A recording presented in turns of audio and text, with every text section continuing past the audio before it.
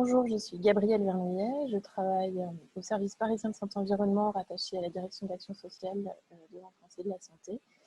Je réalise des évaluations d'impact sur la santé, sur la ville de Paris. Bonjour, je m'appelle Sophie Barral, je suis ingénieure au service parisien de santé environnementale à la ville de Paris et je suis en charge des questions d'observation sur la santé environnementale. Donc, nous allons vous présenter deux outils qui ont été développés à la ville de Paris, deux outils d'aide à la décision qui prennent en compte la santé environnementale et les situations de multi-exposition. Donc, pour commencer, quelques éléments de contexte. Paris bénéficie d'un niveau de santé globalement élevé, mais qui cache une situation contrastée avec des indicateurs de santé moins bons dans certains arrondissements. Sur un territoire qui présente plusieurs spécificités, un tissu urbain très dense, une place encore importante de la voiture avec les nuisances qui l'accompagnent, relativement peu d'espaces verts, un parc de logements plutôt ancien, des équipements de services et de soins relativement nombreux, mais plus ou moins bien répartis sur le territoire, et des spécificités socio-démographiques, par exemple des niveaux de richesse élevés, mais inégalement répartis entre les quartiers et entre les arrondissements. Ces facteurs de risque multiples peuvent se cumuler sur certaines parties du territoire.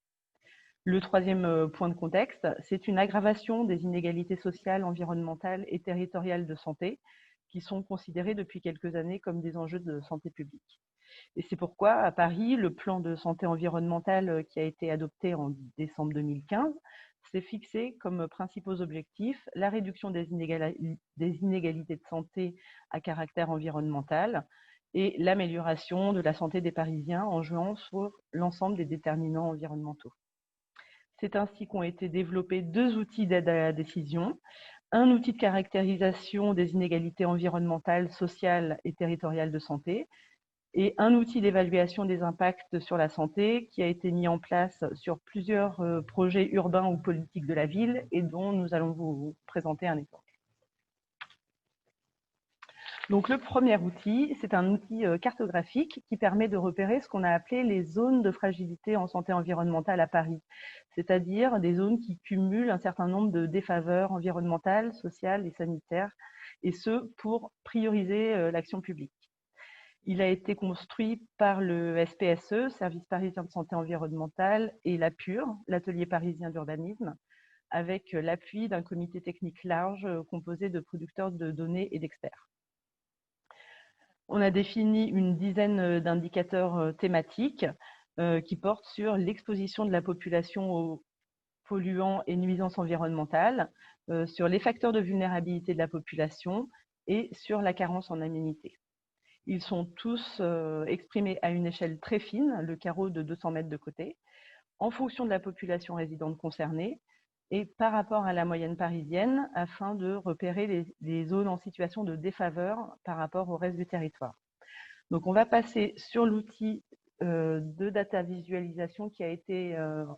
réalisé à usage interne pour l'instant. Les indicateurs thématiques permettent de repérer les carreaux dans lesquels il y a une surreprésentation par rapport à la moyenne parisienne de la population exposée à des niveaux élevés de pollution atmosphérique ou des niveaux élevés de bruit liés au transport ou habitant dans un habitat dit à risque ou une carence en végétation par habitant. En ce qui concerne les indicateurs de vulnérabilité de la population, ils portent sur des critères d'âge en permettant de repérer les carreaux dans lesquels il y a une surreprésentation des enfants de 0 à 5 ans, des personnes de 65 ans et plus. Ils portent également sur des critères de santé avec les personnes en affection longue durée et des critères de précarité économique avec les ménages à bas revenus et les allocataires de la CMU-C. Enfin, en ce qui concerne les aménités, les indicateurs thématiques permettent de repérer les secteurs où la population a un accès moins bon aux espaces verts et aux soins de médecine générale. Les zones de fragilité en santé environnementale sont repérées par un indice synthétique qui est construit par addition de l'ensemble des indicateurs thématiques binarisés qu'on a vus précédemment. Donc voilà, c'est ce qu'on voit sur cette carte. En résumé, l'outil développé est en premier lieu un outil de priorisation de l'action publique, c'est-à-dire qu'il permet d'identifier des zones où des situations de multi-exposition peuvent se cumuler avec des facteurs de vulnérabilité de la population, zones sur lesquelles il faudra agir en priorité pour faire reculer les inégalités de santé sur le territoire parisien. Mais il est également utile pour d'autres projets dans lesquels les différents déterminants de la santé sont pris en compte. Par exemple, les résultats de ce travail ont pu être utilisés dans des portraits santé qui ont été faits pour chaque arrondissement de la ville, ou dans les évaluations d'impact sur la santé qui ont été menées sur des projets de rénovation urbaine en apportant des premiers éléments de diagnostic. Dans le cadre d'un projet urbain initié par la ville de Paris, la direction de l'urbanisme peut saisir le service parisien de santé environnement pour réaliser une évaluation d'impact sur la santé, ou encore EIS, sur ce projet urbain. C'est-à-dire pour réaliser une évaluation, pour réaliser un diagnostic en lien avec les acteurs du territoire et faire des recommandations le plus opérationnelles possible pour maximiser les effets positifs et minimiser les effets négatifs sur la santé de ce projet. Ces recommandations sont à destination des élus, urbanisme, santé, politique de la ville s'il s'agit d'un quartier politique. Ici, dans l'exemple de l'EIS Gare des Mines, qui est en cours de réalisation au service parisien de santé et environnement, le secteur de l'EIS se trouve au nord de Paris, compris entre la porte de la Chapelle et la porte de Vervilliers. Et puis, il est borné au sud par le boulevard extérieur et il est traversé dans sa partie supérieure par le boulevard périphérique. Ce secteur de l'EIS, comme vous pouvez le voir, s'étale sur 4 carreaux de l'outil de data visualisation. Et les données qui sont fournies par l'outil de data visualisation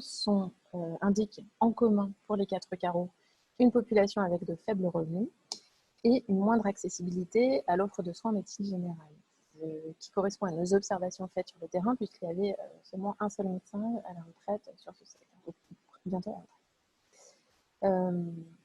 Pour les carreaux du bas, il est observé une surreprésentation de la population exposée par rapport aux carreaux du haut pour la qualité de l'air et du bruit.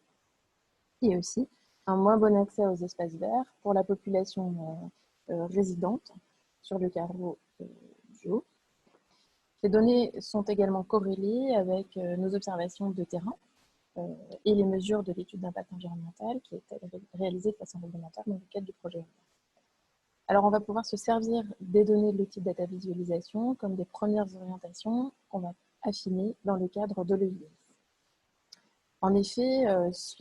ensuite, la méthodologie de l'EIS prend le relais à travers un diagnostic santé réalisé en utilisant des indicateurs quantitatifs et qualitatifs, c'est-à-dire des entretiens avec les directions techniques de la ville, mais surtout avec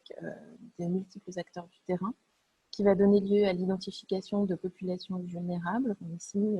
des enfants en surpoids, des usagers de drogue, ou bien des personnes âgées isolées, par exemple, mais aussi des enjeux de santé, comme un fort sentiment d'insécurité sur ce quartier, ou bien des situations de nuisances sonores importantes, ou bien des logements qui sont humides,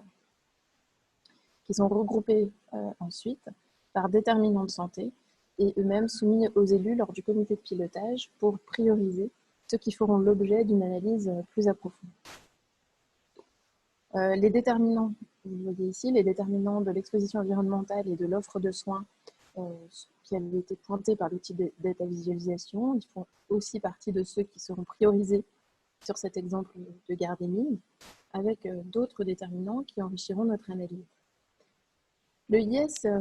est un outil qui, par définition, demande une exploration transversale des différents sujets. Et ce qui est indispensable dans les EIS qu'on mène à la ville pour optimiser cette transversalité, c'est d'être associé à l'équipe du projet urbain qui compte à minima la direction de l'urbanisme, l'aménageur et l'équipe de développement local s'il s'agit d'un QPEV. Ce sont cette collaboration, cette association qui nous a permis notamment, avant la finalisation de l'EIS, de faire la proposition d'un équipement de santé en amont du plan guide sur le déterminant de l'offre de soins, sur le déterminant de l'alimentation saine et de l'activité physique, sur la base de notre diagnostic d'un fort surpoids des enfants scolarisés du secteur. Il y a eu la création d'un groupe de travail qui inclut des acteurs sociaux, de la santé et du milieu scolaire. Sur le déterminant des déplacements et sécurité, il y a en cours un projet de marche exploratoire pour la liberté et la tranquillité des femmes. Et sur celui de la cohésion sociale, il y a eu des propositions qui ont été retenues pour développer des permanences santé vers les habitants au sein d'un tiers-lieu développé par l'aménageur et Paris Habitat dans le cadre de l'urbanisme transitoire. En conclusion, l'outil cartographique est un outil de priorisation de l'action publique. Il apporte également des premiers éléments de diagnostic en identifiant les domaines sur lesquels agir, mais il ne suffit pas cependant à dresser un diagnostic complet du territoire, puisque le nombre d'indicateurs est restreint et que, par exemple, les éléments de ressenti de la population ne sont pas pris en compte.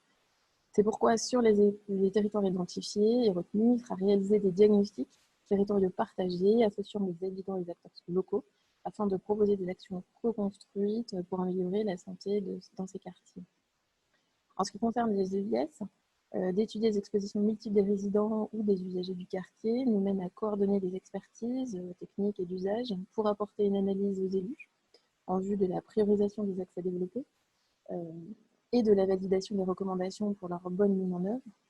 et pour limiter les multiples expositions des usagers dans le cadre d'un futur projet. Ici, la ville de Paris, elle a développé ces dernières années 2 outils d'aide à la décision qui considèrent les situations de multi-exposition pour améliorer la santé et ainsi faire reculer les inégalités de santé sur le territoire parisien. Merci de votre attention et n'hésitez pas à poser des questions sur la plateforme.